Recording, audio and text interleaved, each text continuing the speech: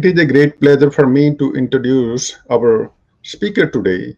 He is going to talk to us about the Pakistan use of terror as a tool of statecraft. My guest is a researcher and scholar currently serving as a non-resident fellow with the Pacific Forum in Hawaii in USA. Previously, he worked on the track diplomacy initiative for the think tanks on Asia-focused consulting project for the risk consulting firms in New York and Washington, D.C. Right now, he is based in New York. Ladies and gentlemen, my name is Sukhi Chahal, and you are watching The Khalsa Today. Please join me in welcoming my guest today, Mr. Akhil Ramesh. Rameshi, Namaskar, Sri Akal, welcome. Namaskar. Thank you so much for having me.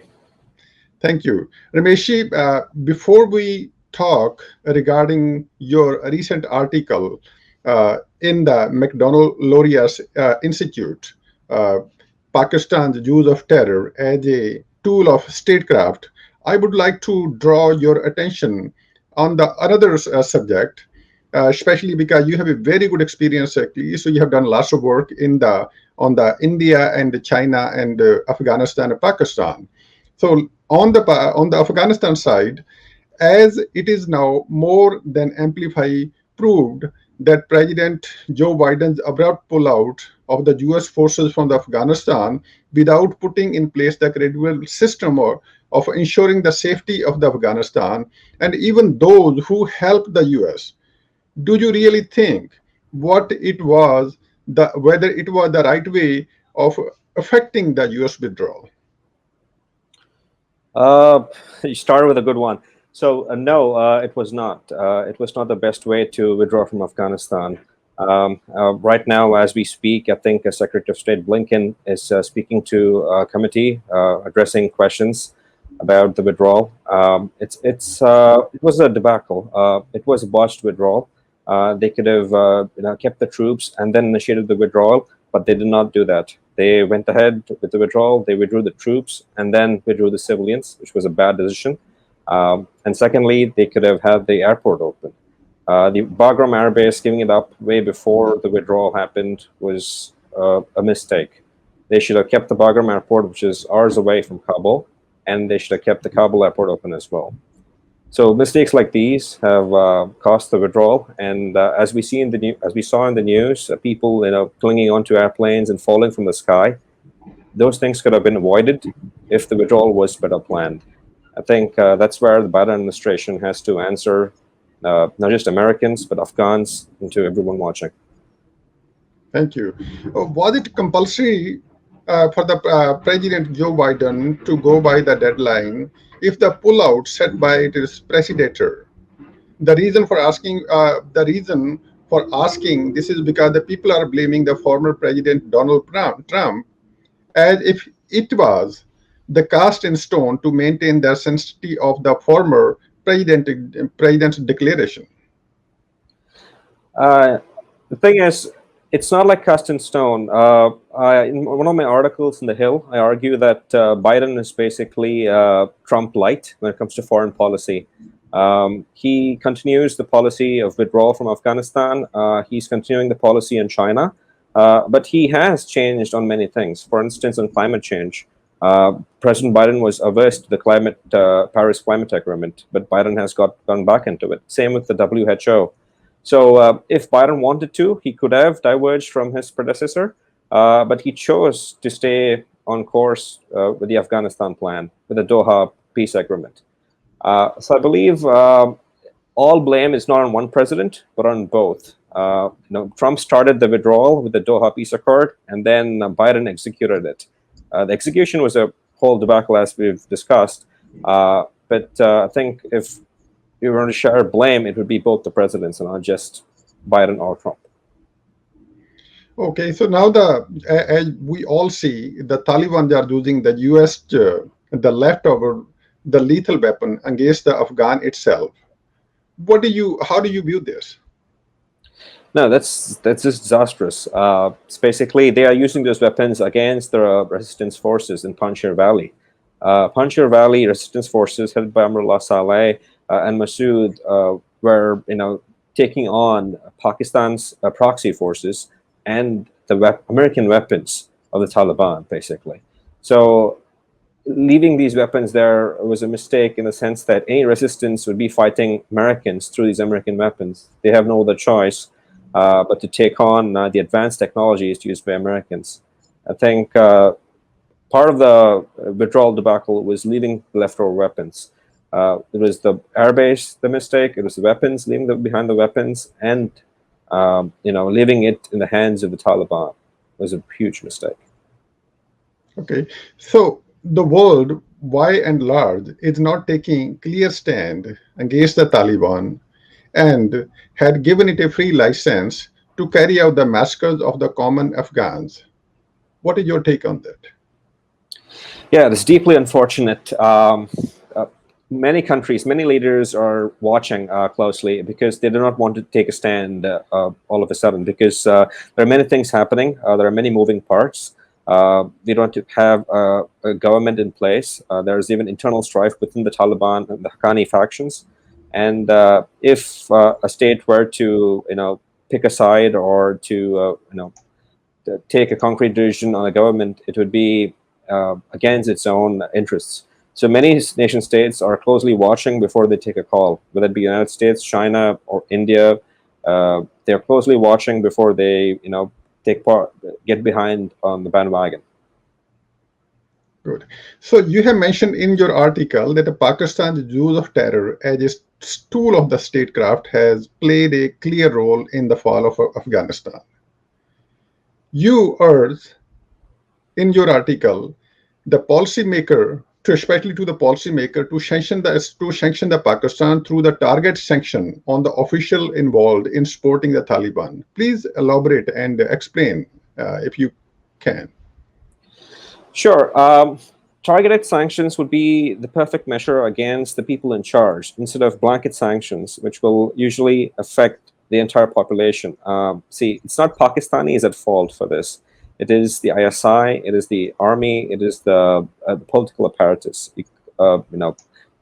Taking retributive action against Pakistani people would not be justice, but bringing the ISI officers behind these proxy war actions would be justice. So that's why I advocate for targeted sanctions over blanket economic sanctions. And economically crippling them will then force them to, change their behavior and take different measures. I think that's one of the weapons we have now, since America has pulled out of the region. Okay, and at the same time, so the follow-up question, and also given the track record of the Pakistan in forming the terrorism as an instrument of the state policy, why should it have been allowed so much leverage on the Afghanistan policy? It's a funny thing because of geography. Pakistan is situated between India and Afghanistan. And if you want to enter Afghanistan, you need logistics. And America hasn't had good relations with either Central Asian countries or with Iran. So historical poor relations with Afghanistan's neighbors has forced it into a position where it has to choose a frenemy, and as it's called in Washington, a friend plus enemy, a frenemy in Pakistan. Also, during the Cold War years, Washington was closely allied with Islamabad. They had a very good relations, and Islamabad helped Washington to fight the Soviets. So they've always counted, the old saying, "Old devil is better than a new friend." So they've always gone with Pakistan over new friends, say in Central Asia or with Iran. So that has cost America, as we see today. Okay, so despite the fact out that the current distracting state of affairs in Pakistan, do you think the UN has miserably failed in its duty to intervene? The thing is, the UN is, I think we are having high expectations of the UN. We all want the UN to act in every humanitarian crisis around the globe. But unfortunately, the process is slow and it's very highly bureaucratic, as we've seen with many humanitarian crises around the globe. Afghanistan would be the latest. With regards to Pakistan, I think their hands have been tied. If there was to be any action against Pakistan, it has to come from a state more than a multilateral organization. because every time it goes to a multilateral organization, it goes to votes. And if it becomes a question of votes, Pakistan has states such as China backing it, and it'll always get its decision in its favor. So it has to come from a state that recognizes Pakistan's actions as being destructive and that wants to take punitive measures. Okay, as it appears that Pakistan has played, it is scripted well to accept the money from the world power. Does the world fail to see through it, or it is purposely turning its eye on the other side? Yeah, I'm of the opinion that it's turning a blind eye because, like I said, they haven't had a better option. It's geography for one. It's Cold War friendship. They rather go with Pakistan than with any other untrusted, tested partner in the region. Like I quote in my article, it's about they were handing out money to people to no missiles that were never fired. So it's about not about fighting a war in Afghanistan, but to keep it going. So this is kind of a problematic relationship that Pakistan and the U.S. had. Pakistan never explained what they're doing with the money, and the U.S. never asked because they wanted a logistics partner in Pakistan, and they got it. So they turned a blind eye to what it was doing, and now everyone's answering those questions, whether it's be Secretary of State Blinken or it's their army generals on what they're doing in Pakistan. Interesting. So, in your article, do describe the Pakistani intelligence agency (ISI's) involvement in the across the multiple domains like diaspora, madrasa, hospitals, fertilizer manufacturer, and the security contractor extra. Please explain that one in detail. Actually, so that was very, very interesting fact you put it over there in your article. Thank you so much for noticing that. That infographic, I want to sum up the entire process. So Pakistan's ISI is not working as it's not a lone wolf. It definitely has the support of the multiple stakeholders in the region. It has the support of certain elements within the private sector, like the fertilizer manufacturers, security contractors, diaspora, and others. So the way it works is that they have used certain nonprofits in the West, and they've leveraged the diaspora to fundraise. And they've used security contractors from abroad, usually through Hong Kong, to bring in their weapons. And they've used fertilizer manufacturers for the IEDs. So to make IEDs, you need fertilizer, you need nitrogen, and they've used those manufacturers. The porous borders between Pakistan and Afghanistan have enabled this. And without Pakistan in the picture, I don't think a war in Afghanistan would have been possible for Taliban. They were basically moving back to the hospitals in Quetta, Pakistan, once they got attacked by the Western forces, and they got cured and came back to Afghanistan. So this kind of a cyclical process made it easy for Pakistan to create chaos in Afghanistan and get away with it. And finally, the madrasas. So madrasas are not always a place for indoctrination, but they've used it as such. They have converted what was a secular conflict into an Islamic one, and they have made it more of a religious cause to fight in Afghanistan, or for that matter, in Kashmir. So they've used madrasas to indoctrinate kids and teenagers and even adults into believing that fighting a war in Afghanistan was fighting the invader, whereas actually they were fighting other Muslims in Afghanistan, but not the Western forces per se. Okay, and also you mentioned the hospital, actually. So, and also that some officers and especially from the ISI or the retired general, they should be targeted. Actually, what do you mean by that? So I'm sure you would have noticed that the head of ISI was in Kabul recently, the day before the attacks in the Panjshir. So things like this, the heads of ISI, multiple ISI officers going back and forth between Afghanistan and Pakistan now when Taliban's ruling it, but not back when the democratic-led government was ruling it. I mean, this is a clear sign. And things like hospitals. I think hospitals were, I will not say complicit, but more like they had to treat the Taliban coming in because they were in Pakistan and the government had say over who gets treated, and they had a say on what happens in Quetta. So I think officers have played a role. I think it is time we single out the people who have been behind this instead of saying Pakistan or Pakistanis, because Pakistanis, after all, do not want this. They do not want war. They want peace. And I think it's doing justice both to Afghans and to Pakistanis by highlighting who are the people behind this project. Good. And also this one, because given what is happening inside Afghanistan right now, and also involvement of the ISI, do you think there will be any concern to India and Kashmir and whatever they have done, because they have promoted, they have supported, and they have trained all the Taliban, also the terrorism activity? Do you think India should be concerned and the world should be concerned about the future activity of these terrorism activity and also the ISI involvement in this activity? Yes, definitely. I mean, all these years, India, US, the West wanted to promote democracy in Afghanistan, not out of altruism. They wanted democracy. They wanted liberal democracy because it'll put a lid on terrorist activity. It'll put a lid on these nefarious practices. So once it's gone with the Taliban in power, we can't take their word. It'll be really stupid of us to take the Taliban's word that they will not incubate terrorists. It is probably in 6 months to a year, as many intelligence officers have predicted, that we will see Al Qaeda reemerging, and Kashmir is definitely a risk for India. So India is already looking to protecting Kashmir in different ways, and it's also reaching out to the Taliban to find out if this is going to be a problem through different channels. So the issue with the Taliban taking over is not just for Afghanistan, but for the region, for India, for Pakistan even, and for Central Asian states, and for the US in the future.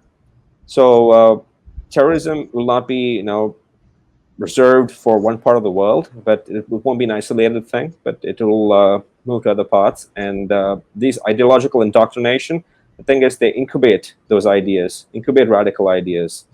And it is likely that they will incubate the radical idea that Kashmir is a cause for jihad, is a pan-Islamic cause, while it's not exactly an Islamic cause. So, Akhalji, since you have done lots of research, especially on the Southeast Asia, in India, China, Pakistan, Afghanistan, and you also have done lots of work on the China's activity inside the Pakistan. How do you see and how do you predict the role of role of China in this whole scenario, especially in the Southeast Asia, related to what is happening in Afghanistan, and also why the most of the Islamic world, they have failed to see what is happening inside the China with the Muslim community, Uyghur Muslim. And how do you see that actually? So on one side, actually, so there's a genocide of the Muslim community happening inside the China. On the other side, the Pakistan and China, they are very happy to get the support from the China. How do you see that? Yeah, in my paper, I allude to this, but not in the context of China, but more in the context of Pakistan on checkbook diplomacy. So China, over the past 7 years, has used checkbook diplomacy to win friends and mend fences, in the sense that through its Belt and Road Initiative, it has been pouring money into Pakistan. And this has basically brought silence from many Pakistani politicians who would have been otherwise critical of these investments. So it's not just in Pakistan it has been pouring money. It has been pouring money into Iran as well. I think it has promised over $300 billion for Iran's oil assets. So things like these investments in Iran, Pakistan, and many Middle Eastern countries buys it friendship in the form of being silent during times like these. They would rather speak about the Western imperialism, as they put it, over China's practices, China's treatment of Muslims in its country. So it's more of a checkbook diplomacy. And also, China has favored these countries on the international stage. For instance, China votes in favor of Iran or in Pakistan. And this has got it friendship with these two nations. In Pakistan in particular, when the whole world sees its terror activities, China has been the lone wolf, if I may say, say that Pakistan is innocent, and there are other regional actors playing foul. Akalji, you mentioned like new terminology, checkbook diplomacy. What it is exactly? Explain that in a little bit more detail, please. Sure. How does it work? Checkbook diplomacy has been going on for quite some time. It is when a nation spends dollars, spends money in return, when there's a quid pro quo, when there's in favor of something else.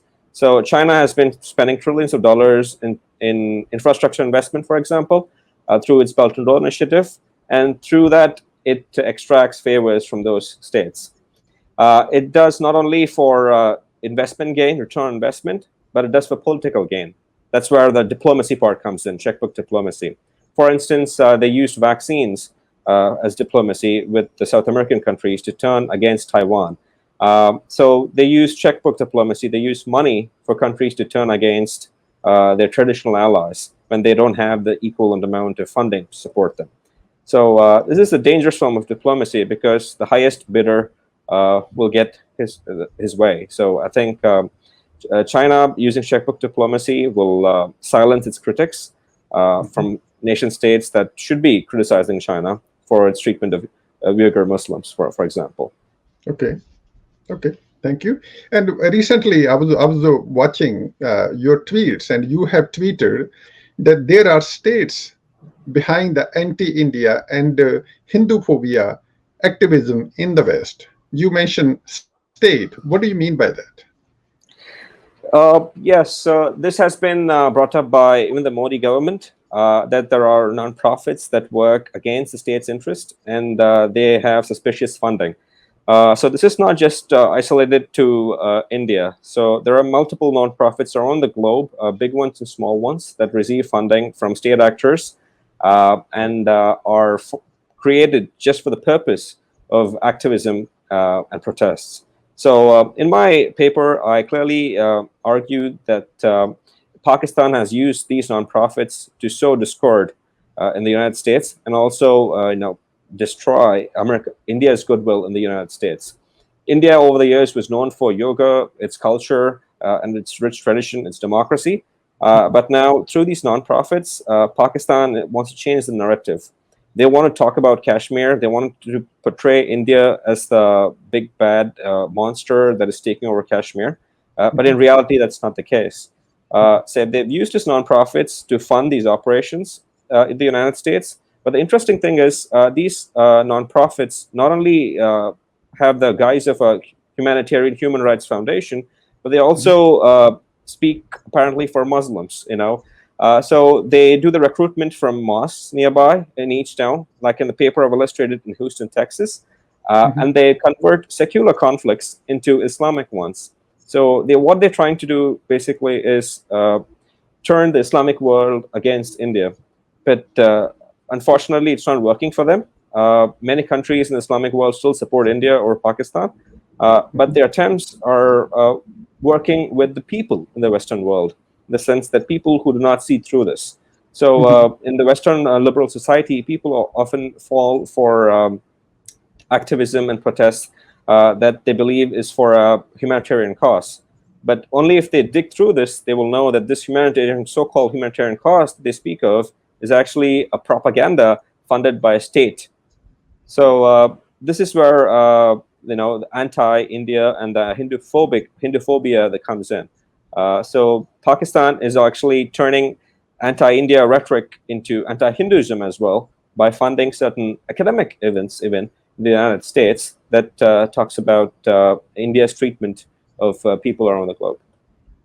Very good. Interesting. Since Akhil, you live in New York, I'm in San Francisco. After spending more than 20 years in Afghanistan and spending trillions of dollars, do you think America is safer today or not? I mean, that answer only time will tell. But in my opinion, I would say that 20 years, I think America may not be safer than on 2001, in the sense that back then it was non-state actors, but now it's more state actors involved in the chaos. It is a different ball game. Back then, it was these outfits like Taliban and the Haqqani network, but now there are state actors openly supporting them, and they are looking the other way. As China gets involved in Afghanistan, I highly doubt that China will work toward the American interests. They will turn a blind eye to these terror outfits, just as they have in Pakistan, to the terror outfits that have targeted India. So it is dangerous because if they get state support from, say, states like China or Russia or Iran, it will be hard to take on these outfits on a global stage. So the beast is transformed from non-state actors to state actors, but the threat remains.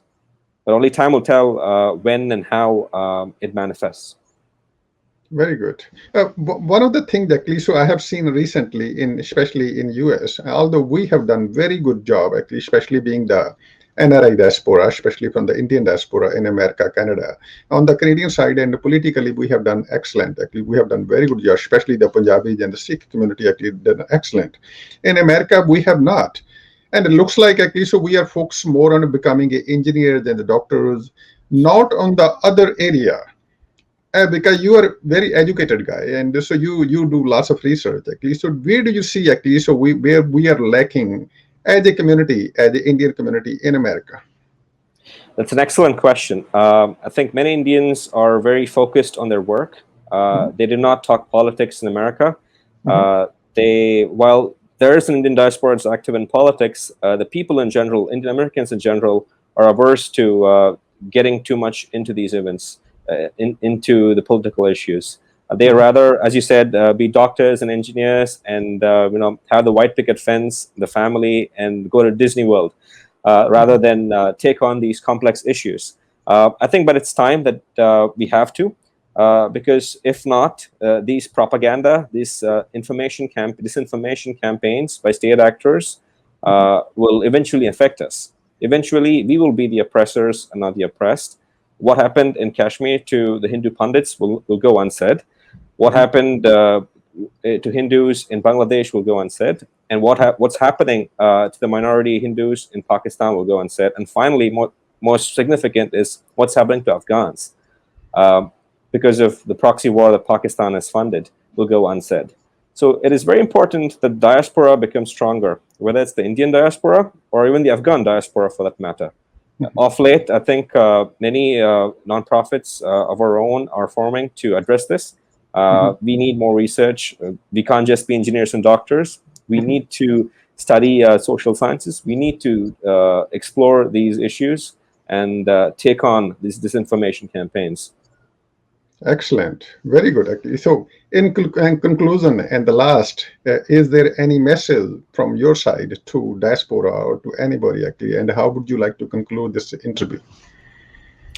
I would say that we need to organize because as the old saying goes, if you don't stand for anything, you fall for everything. So we need to stand up. We need to stand for our rights, for our identity. And unlike the militants who stand for their own identity through violence, we should stand for our identity through peace. We should be peacemakers. We should be the ones carrying the torch, and not the radical elements within our community. So I believe Indians, Afghans, the diaspora in the West, we need to organize, and we need to speak up against Pakistan's use of terror as a tool of statecraft. Speak up. Very good. Thank you very much, Akalji. You took your time out of your busy schedule, and I'm sure actually, so in the future, we will be calling you, reaching out to you again, actually, to get your expert opinion on the other subjects. Thank you very much for today. Thank you so much. Very good. Thank you. Thank you.